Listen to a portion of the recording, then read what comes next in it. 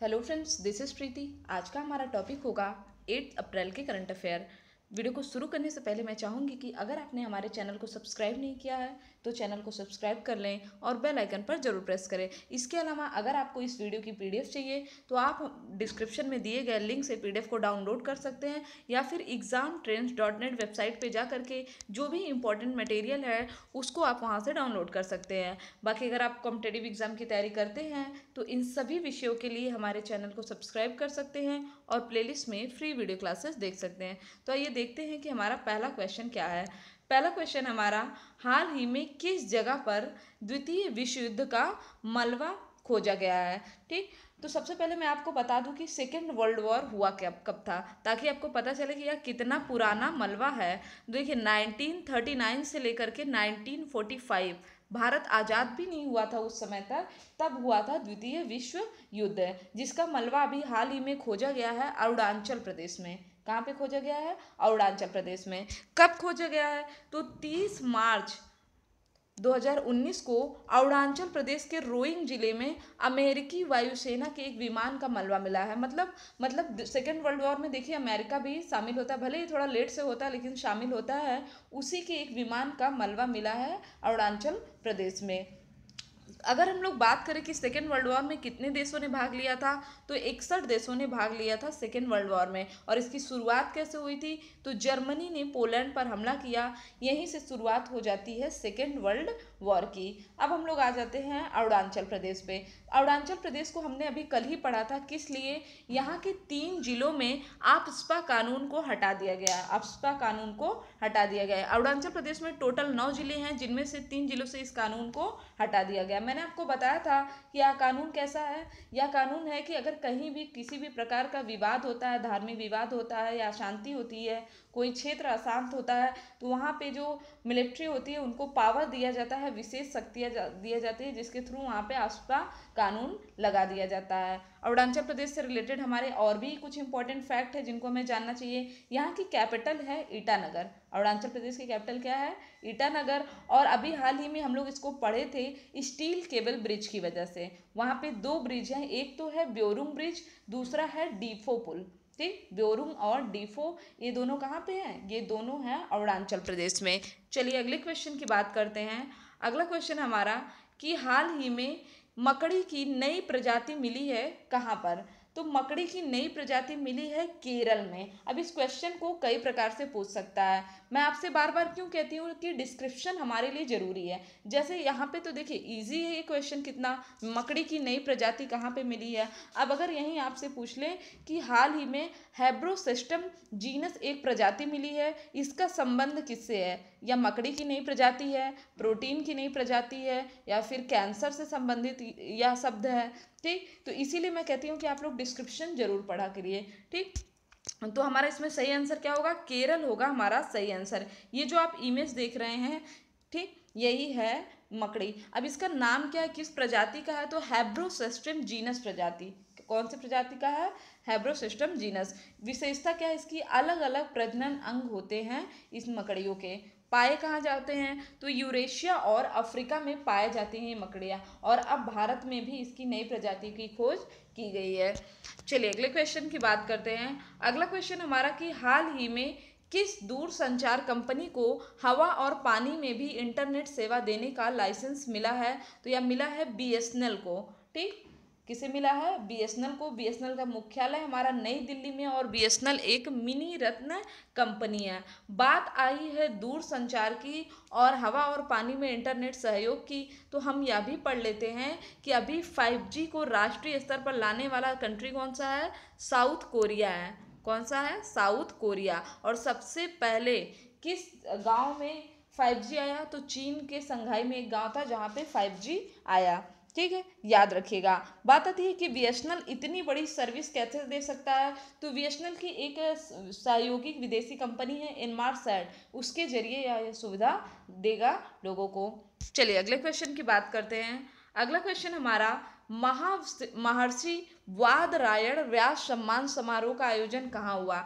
महर्षि वादरायण व्यास सम्मान का आयोजन हुआ है नई दिल्ली में। कहाँ पे हुआ है? नई दिल्ली में। इसका उद्घाटन किया है हमारे वाइस प्रेसिडेंट वेंकैया नायडू ने। और अगर हम लोग बात करें कि यह पुरस्कार किसे दिया गया, तो मौलाना अरशद को दिया गया है पुरस्कार। ये जो आप इमेज देख रहे हैं, इधर है वेंकैया नायडू और इधर है कौन, मौलाना अरशद। इन्होंने दिया है मौलाना अरशद को यह अवार्ड। इसकी शुरुआत हुई थी सन 2002 में। और किस लिए दिया गया है इनको, तो अरबी भाषा की गुणवत्ता और प्रचार प्रसार के लिए जो इन्होंने प्रयास किया था, उसी के लिए मौलाना अरशद को दिया गया है यह पुरस्कार।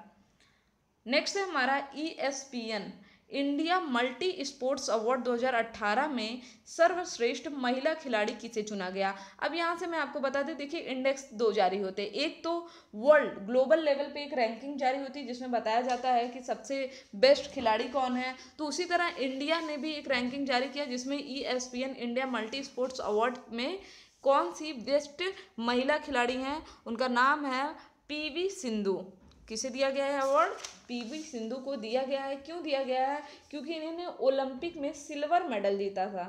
ठीक, PV सिंधु ने ओलंपिक में सिल्वर मेडल जीता था और यह महिला बैडमिंटन खिलाड़ी। यहाँ पे देखिए मैंने एक एक चीज मेंशन कर दिया है।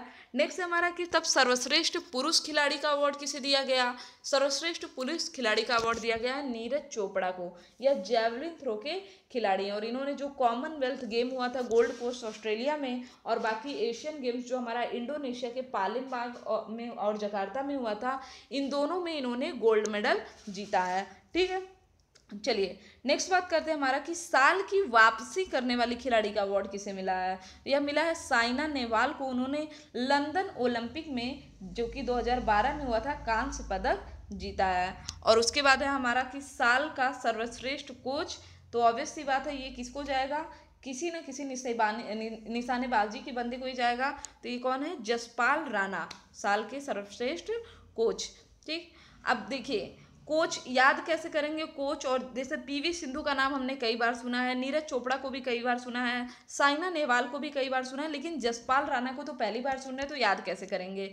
यहाँ हम लोग देख रहे हैं साल का सर्वश्रेष्ठ कोच।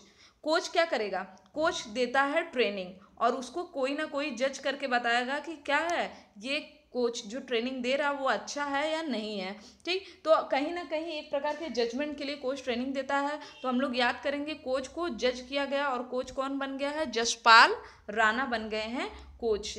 और दूसरा ट्रिक है याद करने का, अगर आप लोग पढ़ते होंगे करंट अफेयर, डेली व्यूवर्स होंगे, तो आपको कई महीनों से पिछले करीब एक साल से आपको एक नाम बहुत ज़्यादा सुनाई दे रहा होगा, सौरभ चौधरी का, जो कि एक इंडियन शूटर हैं। ठीक, इन्होंने जितने भी, चाहे हम लोग एशियन गेम्स की बात करें, कॉमनवेल्थ की बात करें या फिर ISSF शूटिंग चैंपियनशिप की बात करें, और इसके अलावा हमारा जो अभी एशियन एयर गन चैंपियनशिप हुआ है, सभी गेम्स में इन्होंने गोल्ड मेडल जीता।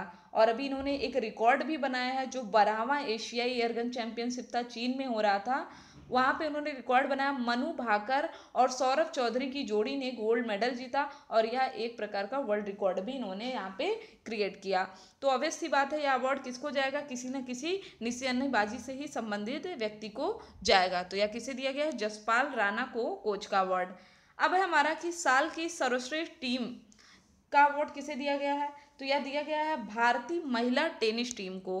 क्यों दिया गया है, आप लोग कॉमनवेल्थ का वीडियो मैंने आपको पढ़ाया है, आप लोग स्पोर्ट्स की प्लेलिस्ट में जाइए और वहाँ से कॉमनवेल्थ का वीडियो पढ़िए। अगर आप लोग इस तरह के वीडियो पढ़ते रहेंगे तो आपको एटलीस्ट एक आप गेस कर सकते हो। मान लो आप नहीं पढ़े हो, किसी दिन का करंट अफेयर आपने स्किप कर दिया, वहाँ से आप गेस कर सकते हो, क्योंकि अलग अलग कैटेगरी, जैसे अभी मैंने आपको इंपॉर्टेंट अवार्ड्स की कैटेगरी पढ़ाया है, तो जितने भी लोग हैं उसको देख लें, अगर जितने भी अवार्ड होंगे सभी उनका कवर हो जाएगा।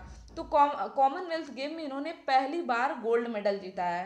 भारतीय महिला टेनिस टीम ने क्या किया, कॉमनवेल्थ जो कि गोल्ड कोस्ट ऑस्ट्रेलिया में हुआ था, इसमें पहली बार गोल्ड मेडल जीता। इस वजह से इन्हें साल की सर्वश्रेष्ठ टीम का अवार्ड मिला।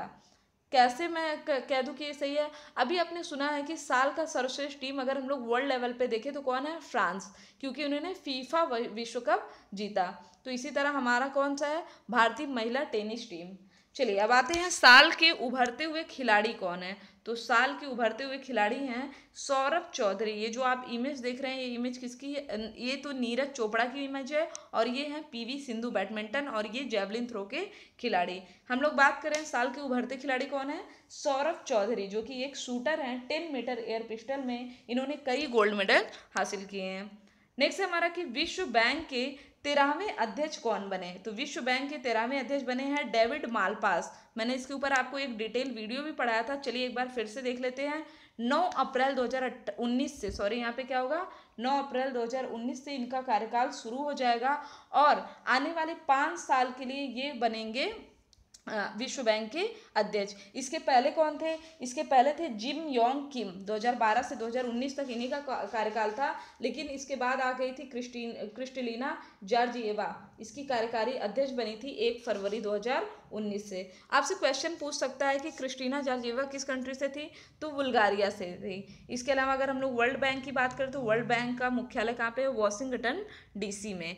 और अगर कोई भी व्यक्ति, जो आप इमेज देख रहे हैं, ये किसकी है? डेविड मालपास की, और इनको कॉन्ग्रेचुलेट कर रहे हैं डोनाल्ड ट्रंप। अगर कोई भी व्यक्ति विश्व बैंक का अध्यक्ष बनता है तो डायरेक्टली ऑटोमेटिकली वो अंतरराष्ट्रीय पुनर्निर्माण और विकास बैंक व अंतरराष्ट्रीय विकास संघ के निदेशक मंडल का अध्यक्ष बन जाता है। तो इसलिए मैं आपको रिकमेंड करूंगी कि जो अभी वर्ल्ड बैंक पे मैंने रिसेंटली एक वीडियो बनाया कल, आप उसको जरूर देखें, आपके कॉन्सेप्ट क्लियर हो जाएंगे।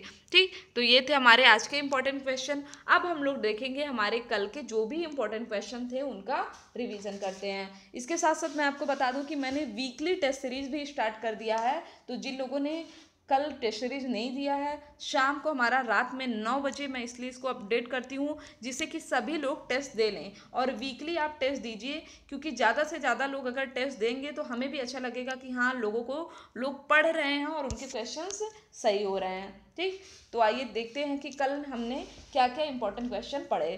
पहला क्वेश्चन तो हमारा था कि वर्तमान में किस राज्य से आफ्स्पा को हटाया गया? तो कहाँ से हटाया गया? अरुणाचल प्रदेश से हटाया गया। नेक्स्ट हमारा कि एलआईसी का नया एमडी किसे बनाया गया?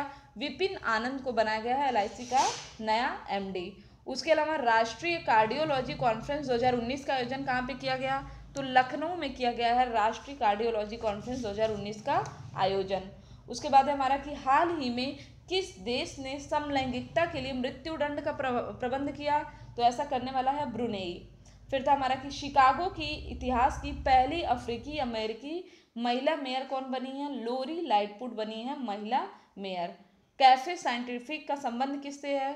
तो केरल में इसको ओपन किया गया, किस लिए? लोगों के बीच में विज्ञान को लोकप्रिय बनाने के लिए।